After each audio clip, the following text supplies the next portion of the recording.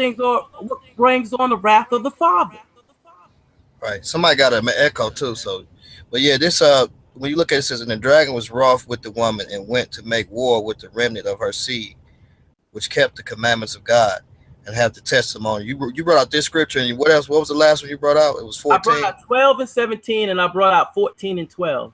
Right. So notice when it says it says for the testimony of Jesus Christ, right, is the spirit of prophecy, and it says that over. And watch what it says. It says this is Revelations 19 and 9, and I fell at his feet to worship him, and he said unto me, see that thou do it not. I am thy fellow servant of thy brethren that have the testimony of Jesus. Now watch what it says.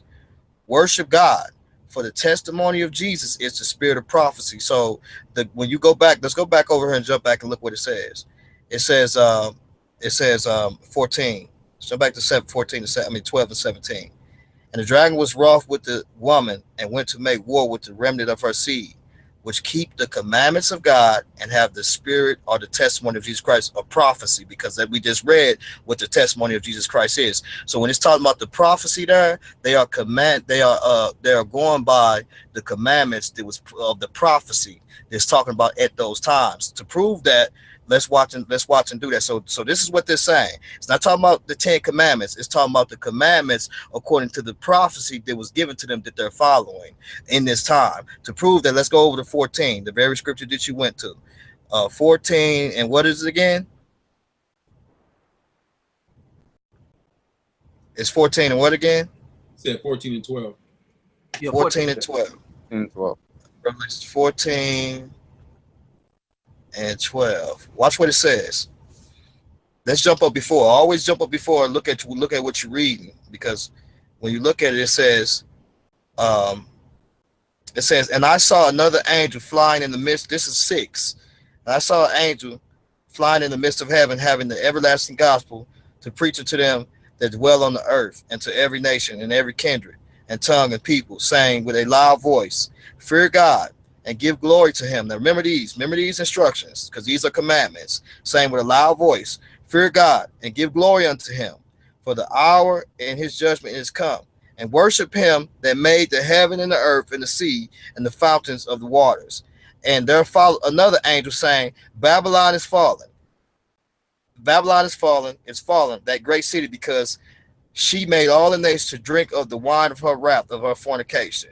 And the third angel followed, saying with a loud voice, here's another commandment. If any man worship the beast and his image and receive his mark in his forehead or in his hand, the same should drink of the wine of the wrath of God, which is poured out without the mixture and the cup of his indignation.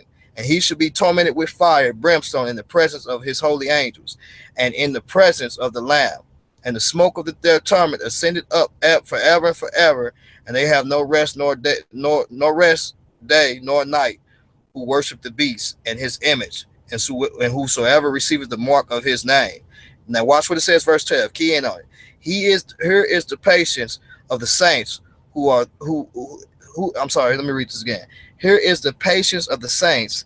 Here are they that keep the commandments of God and the faith of Jesus. Now, what is it talking about? That during this time of tribulation, these people that hold forth to the prophecy and the commandments of the prophecy and have the spirit of prophecy in them concerning the revelation that was given unto them, they are told not to take the mark of the beast, which is a commandment, and also they are told to worship God and to fear him. Those are the commandments and instructions here talking about. Not saying that there's nothing wrong with the commandments, but that's what that's talking about.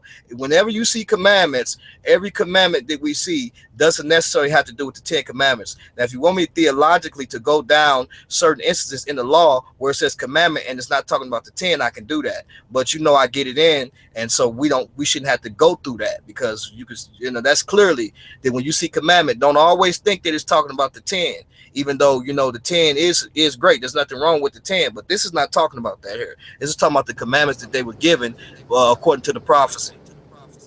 Do wells have to follow the laws of the land?